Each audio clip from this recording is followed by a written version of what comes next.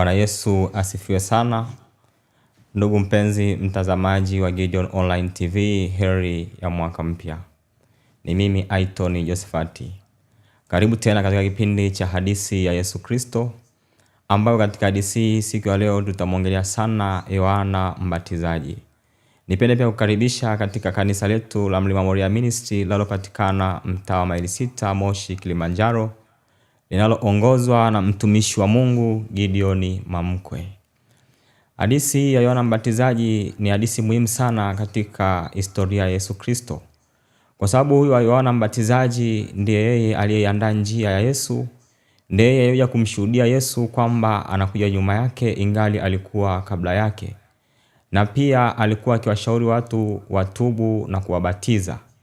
Na pia Yohana huyu pia aliweza kumbatiza Yesu. Kwa hiyo siku ya leo tutamwongelea sana Yohana Mbatizaji katika story hii. Basi hapo zamani za mfalme Herode, mfalme wa Uyahudi, kulikuwa na kuhani mmoja jina lake Zakaria wa Abia, ambaye alikuwa ana mkewe ambaye alikuwa ni wa mbari ya Haruni, jina lake alifahamika kwa jina la Elizabeti. Na wote wawili walikuwa wacha Mungu, walikuwa wakimcha Mungu na kuzishika amri za Bwana pasipokuwa na lawama. Watu hawa walikuwa tasa, walikuwa hawana mtoto, kwani Elizabeti alikuwa amefungwa tumbo lake naye alikuwa tasa. Ikawa Zakaria alipokuwa akihudumu katika nyumba ya Mungu, kama nilivyowahi kusema kwamba alikuwa ni kuhani, kura ikamwangukia kwa ajili ya kwenda kufukiza uvumba kama ilivyokuwa desturi ya makuhani. Basi Zakaria akaingia katika hekalu kwa ajili ya kufukiza uvumba, na nje kulikuwepo kuna watu wakisali kama ilivyokuwa desturi yao hapo zamani.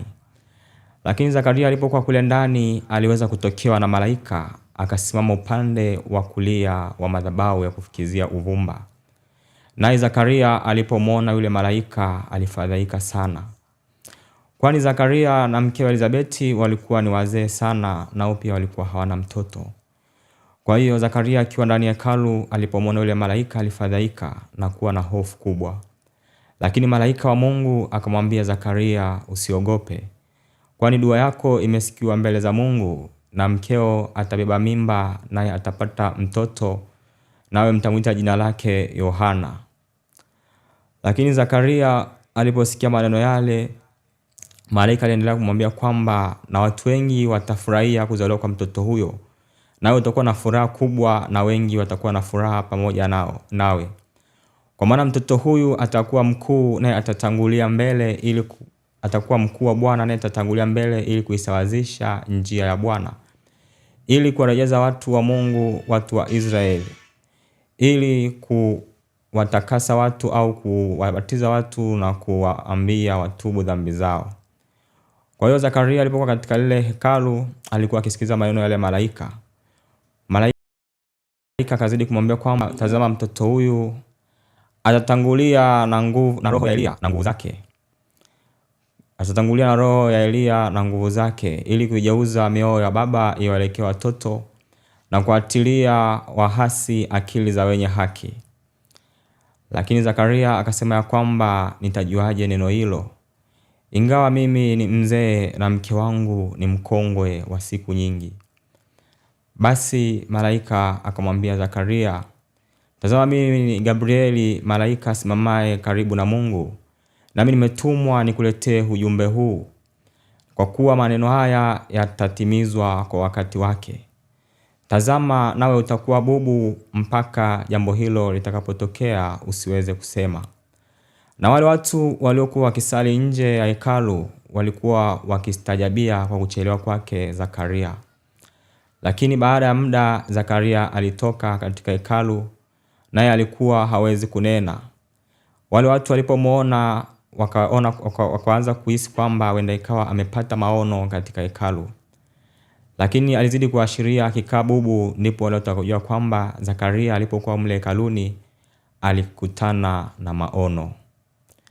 Basi Elizabeti akapata mimba ya mtoto mwanamume, akatoa miezi 5 akisema, haya ndiyo Bwana aliyenitendea ili kuniondolea aibu yangu. Kwa hiyo baada ya muda Elizabeti zikafika siku za kuzaa kwake, au zilipotimia siku za kuzaa kwake, Elizabeti alizaa mtoto mwanamume. Mtoto yule alipozaliwa, jamaa zake Elizabeti walikuwa na furaha kuu mno. Na ndugu zake pia walikuwa na furaha kuu, wakifurahi pamoja naye, wakisema ya kwamba Mungu amemwongezea rehema. Hivyo ilipofikia siku 8 za kumtahiri mtoto, wakataka kumpa mtoto yule jina.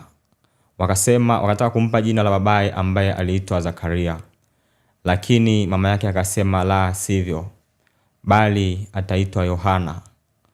Nao wakamwambia, tazama, katika jamaa zako hakuna mtu ambaye anaitwa jina hilo unalolisema.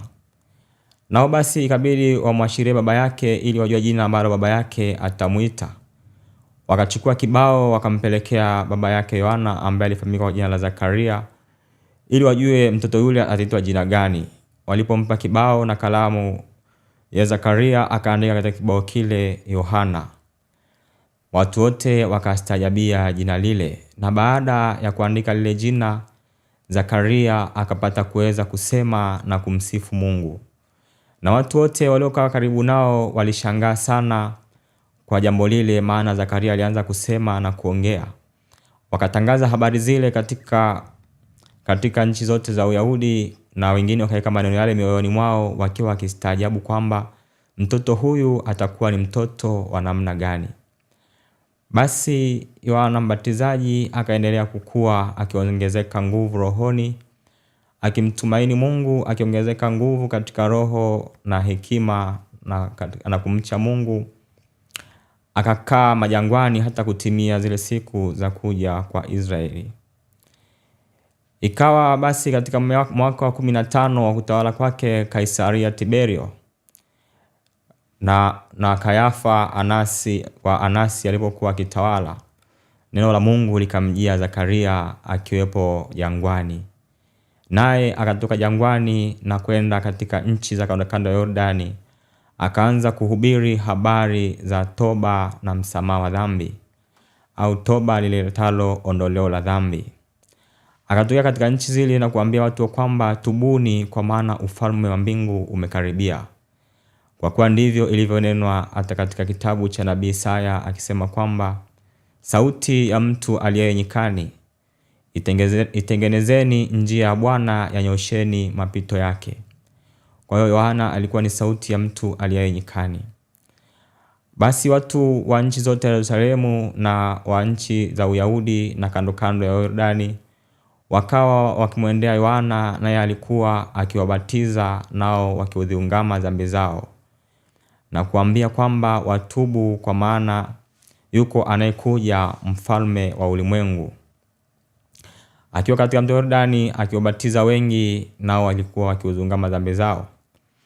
Lakini Yohana alipoona kwamba Mafarisayo na Masadukayo wengi wanaenda katika mahubiri yake na katika kubatizwa, alifunua kinywa chake na kusema ya kwamba, enyi kizazi cha nyoka, ni nani aliyewaambia kwamba mtaikimbia hasira itakayokuja?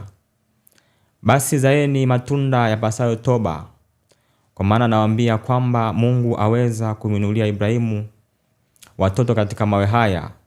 Hivyo msiseme kwamba mnaye baba naye Ibrahimu, ambaye ni Ibrahimu. Lakini alipoendelea kuwabatiza akasema tena kwamba, tazama, mimi nawabatiza kwa maji, lakini yuaja nyuma yangu mwenye nguvu kuliko mimi, ambaye yeye atawabatiza kwa moto na kwa Roho Mtakatifu, ambaye mimi siwezi hata kuzilegeza gidamu za kiatu chake.